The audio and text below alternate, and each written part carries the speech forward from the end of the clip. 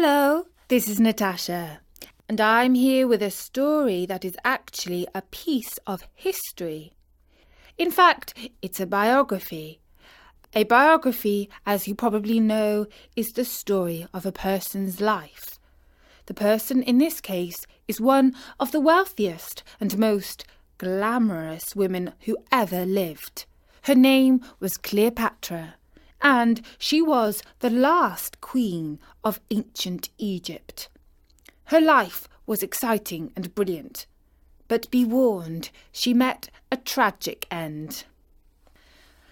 But first, here's 3 facts which you might have heard about Cleopatra. She was Egyptian. She was smuggled in to see Julius Caesar rolled up in a carpet. She was a stunning beauty. I bet even your mum and dad could have told you those facts. But actually, they would definitely have been wrong about the first one. In fact, Cleopatra wasn't an Egyptian. She was Greek. She was a member of the Ptolemy family who had ruled Egypt since the time of the Greek general Alexander the Great. The second fact about Cleopatra rolled up in the carpet is not so far from the truth. The ancient historians say that she was smuggled in to see Julius Caesar, but they talk about a sack rather than a beautiful carpet. And as for her beauty, impressions on her coins show a rather hook-nosed face, and the historian Plutarch says that her irresistible charm lay more in her wit and conversation than her looks. First, let me tell you about her family. 300 years before she was born, Alexander the Great from Macedonia in northern Greece had conquered a large part of the known world. His empire stretched around the shores of the Mediterranean Sea. Ptolemy was one of his generals, and he became ruler of Egypt. His family ruled Egypt right up to Roman times. If you think your own family is a bit difficult sometimes, just be glad that you're not a Ptolemy. Although they were magnificently rich and powerful, being born into the family that ruled Egypt was a mixed blessing. They did not like to share their power with people outside the royal family. For that reason, brothers and sisters were often expected to marry each other. Even worse, they were prone to murdering each other, often by poison. If you were king or queen of Egypt, you could live a life of fabulous luxury, but you would never feel entirely safe. At least a ruler of Egypt would always be rich. The Egyptian pharaohs had perfected the art of collecting taxes. It was a wealthy country, and when the Ptolemies took over, they raked in the money. The crops grew amazingly well because Egypt had a wonderful combination: sunshine and water. Every summer the river Nile flooded its banks and watered the fields. Its mines produced gold, which of course contributed immensely to its wealth, and also salt, which was used to embalm the Egyptian mummies in their tombs. The city of Alexandria was built on wide, sweeping streets. 8 chariots could ride alongside each other down its main avenue. The pavements were sheltered from the Egyptian sun by colonnades. Almost every race in the world could be seen there. Giant hawk-headed statues guarded the temples and the palaces. Out to sea, a 400-foot tall beacon blazoned in the sky at night. The lighthouse of Alexandria was one of the highest buildings in its time, and one of the 7 wonders of the ancient world. The most powerful city of the age was Rome, but the money and glamour were to be found in Alexandria. I'll just make a little note here about dates. When we are talking about years that are BC or before Christ, we are counting back. The year 10 BC is closer to our time than 100 BC. Cleopatra was born in 69 BC and lived to 30 BC. Her father, Auletes, was king of the most important country in the Middle East.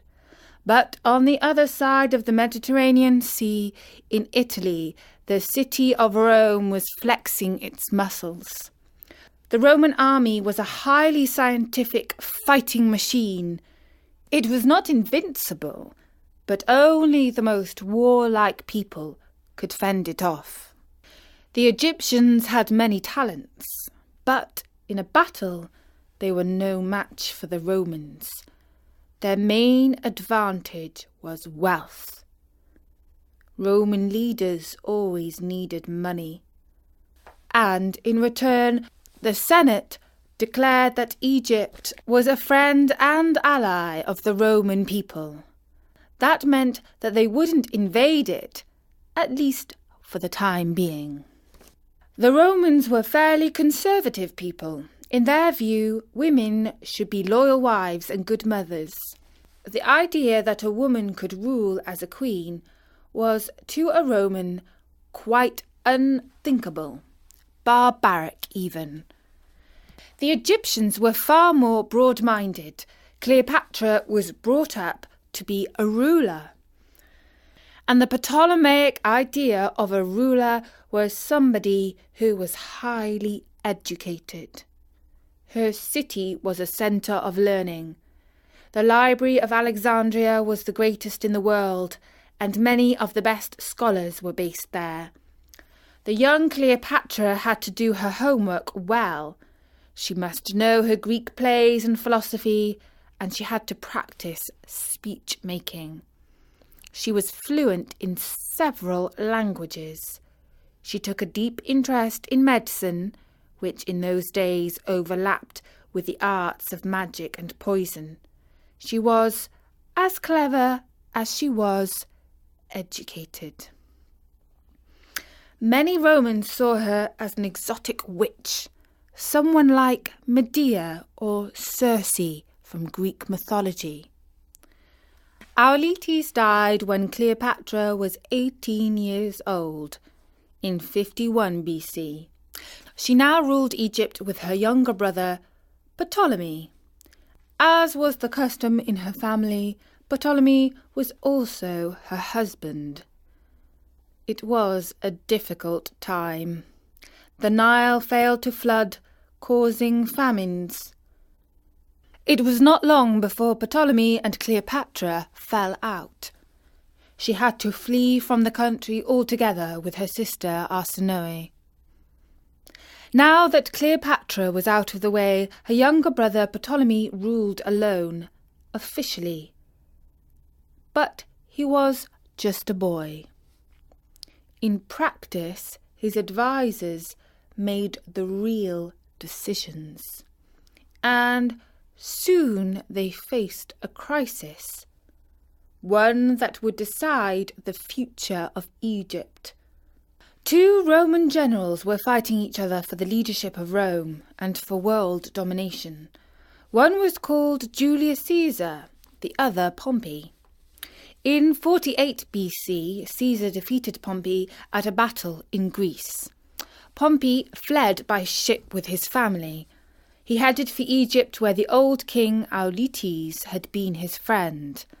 For Egypt, this was a diplomatic crisis.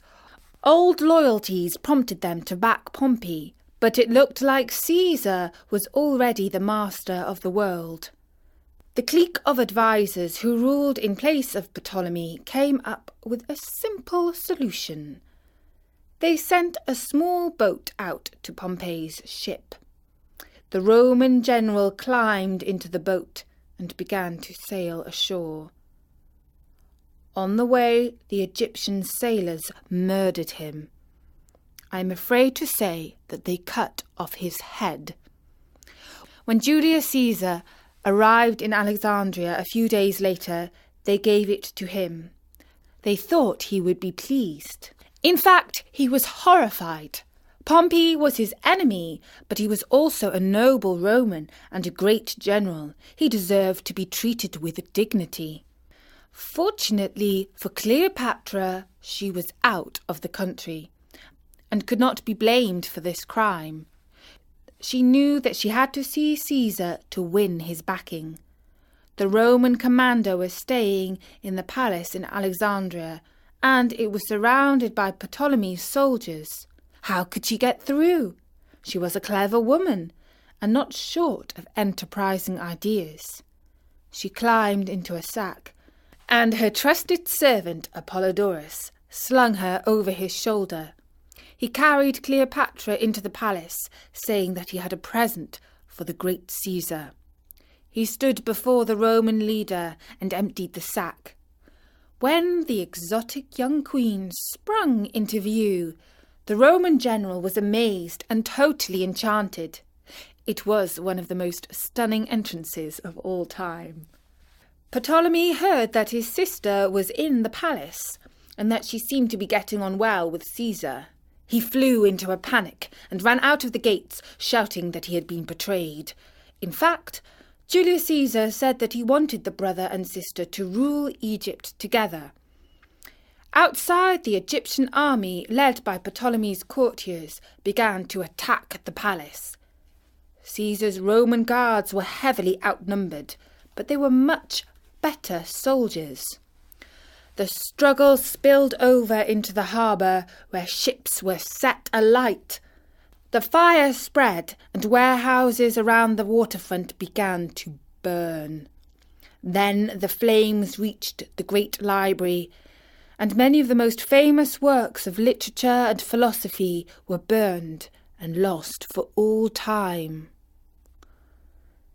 Julius Caesar, then in his 50s, was so besotted with the 21-year-old queen that he was in no hurry to return back to Rome. It was not just her looks that attracted him. Plutarch, a historian from Roman times, says that it was a delight merely to hear the sound of her voice, with which, like an instrument of many strings, she could flit from one language to another. It took 6 months to win the war against the forces of Ptolemy, and after that, Caesar still did not want to go home. Cleopatra took him on a cruise up the Nile in her royal barge. Eventually, Caesar could linger no longer in Egypt. He sailed for Rome. Soon after he left, Cleopatra gave birth to his son, whom she named Caesarion. No doubt she hoped that the Roman leader would declare his son as his legal heir. If she thought so, she was much mistaken. The Roman people would not accept the child of a foreign queen as their ruler.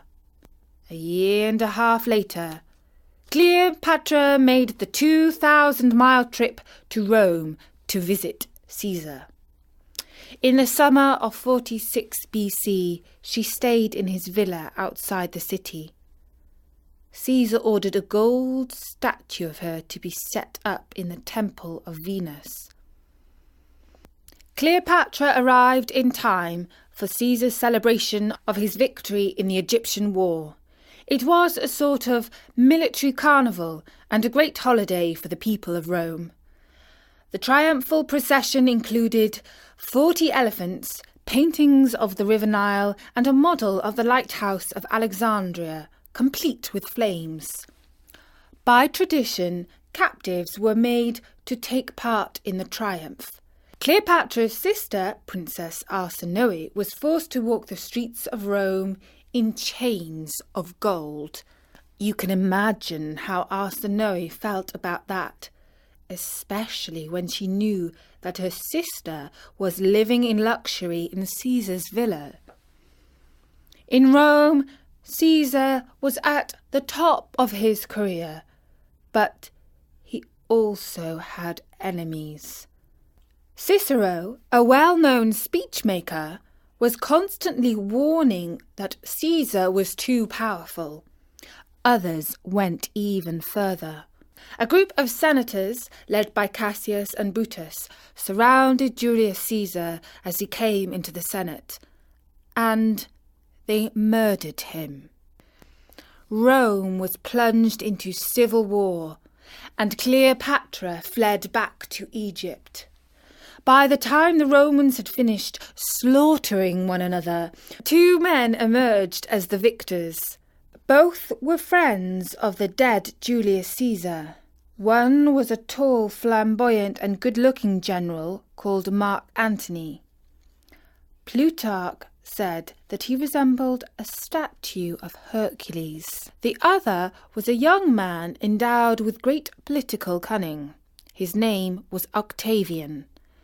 Octavian was not so dashing and not so much of a general, but he had others do the fighting for him. His claim to greatness was that his uncle, Julius Caesar, had adopted him as his heir. Octavian and Mark Antony split the empire between them. While Octavian ruled Rome and the West, Mark Antony came out to the Middle East. Cleopatra soon realized that her future depended on this new Roman. She had already made a big impression on one Roman general. She decided to make an even bigger one on the next. This time, subtlety played no part in her plans. Mark Antony was camped with his army at Tarsus in what is now southern Turkey. It was part of the Roman Empire, and later on it would be the birthplace of St. Paul. Cleopatra sailed upriver to meet Antony. The wonderful description of her barge made its way from Plutarch's history into Shakespeare's play, Antony and Cleopatra. The barge she sat in like a burnished throne, burned on the water, the poop was beaten gold. Purple the sails, and so perfumed that the winds were lovesick with them.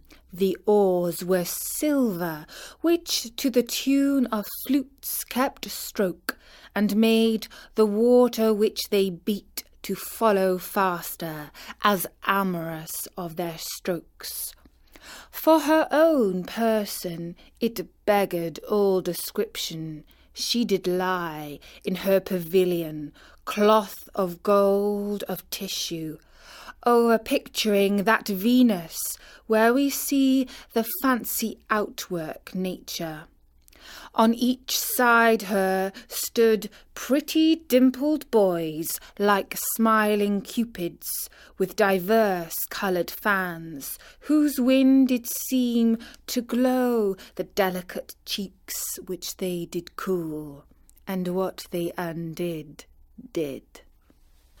Poor Antony could not help but be overwhelmed by the amazing sight of the Queen on her barge. Cleopatra invited Antony and his generals to a lavish dinner. At the end, she gave each of them fabulously expensive gifts. The next day, Antony invited Cleopatra to his camp. He could not begin to match the opulence of her hospitality. The Queen teased him that he was a man with the simple tastes of a soldier.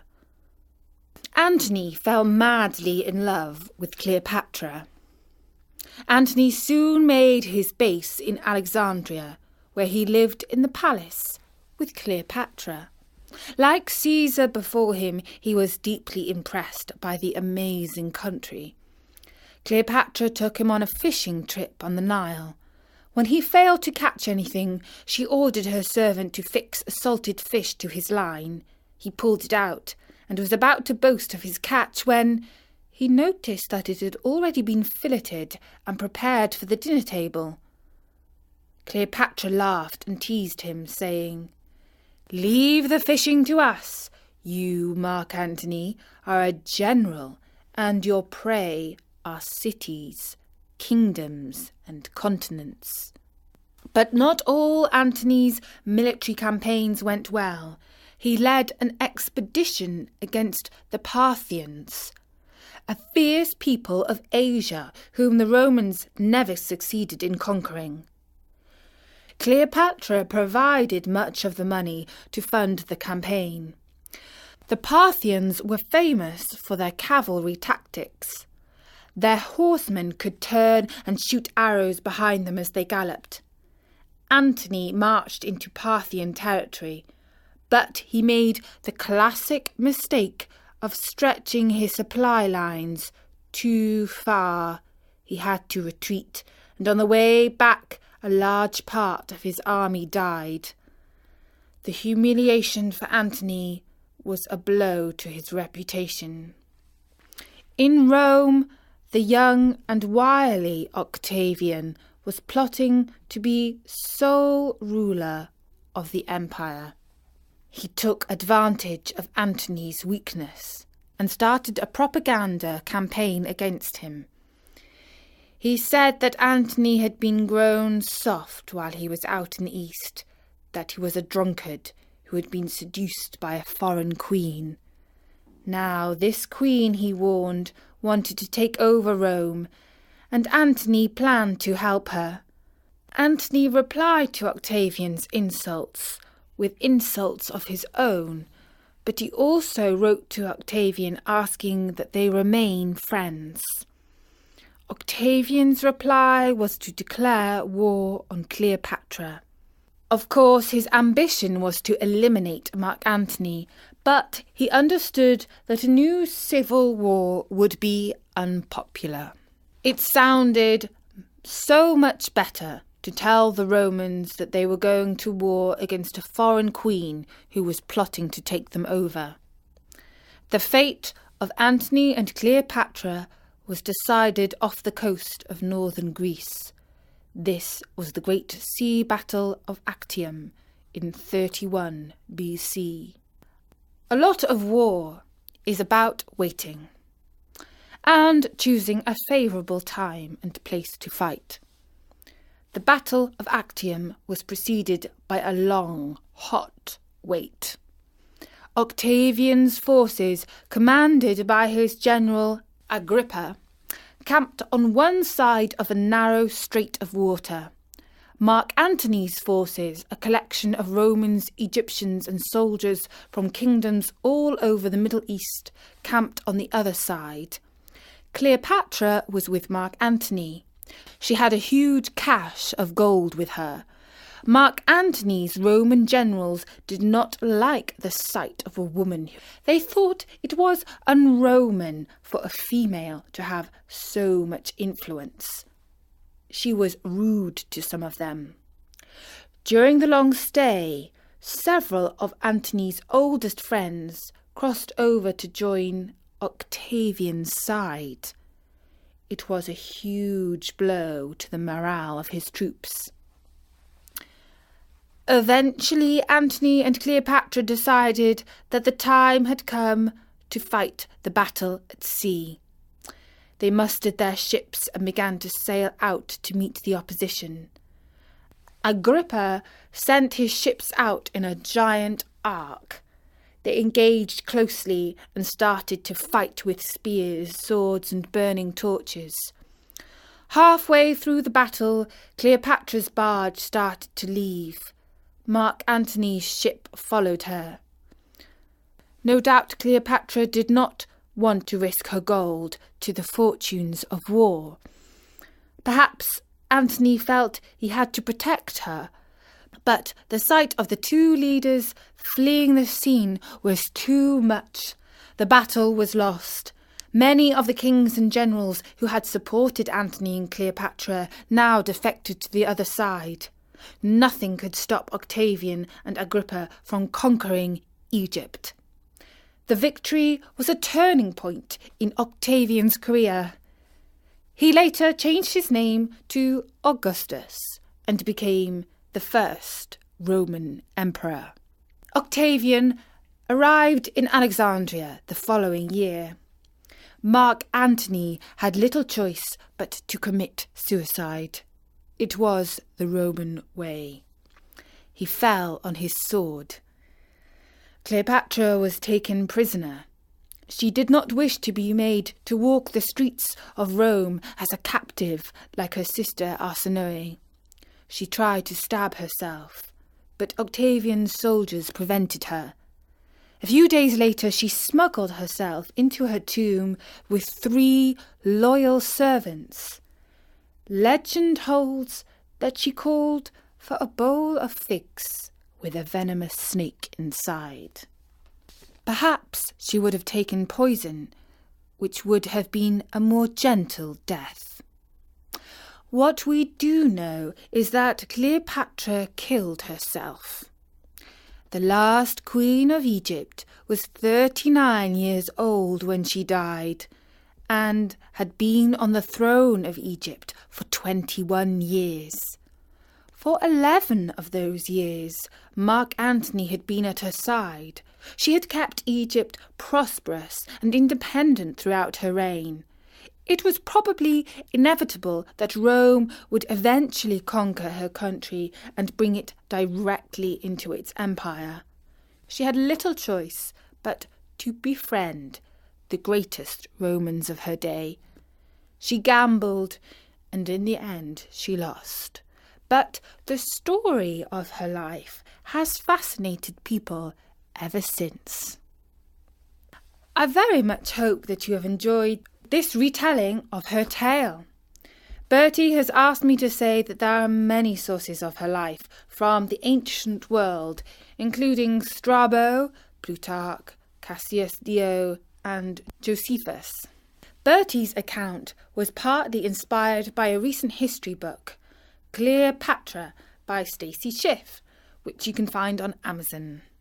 It gives you a great feel for the times in which Cleopatra lived. You can also find plenty of books about Cleopatra aimed at younger readers. We do hope that you have enjoyed our version and that perhaps it has given you a taste for ancient history. We will be doing more histories on storynori.com. For now, from me, Natasha, bye-bye!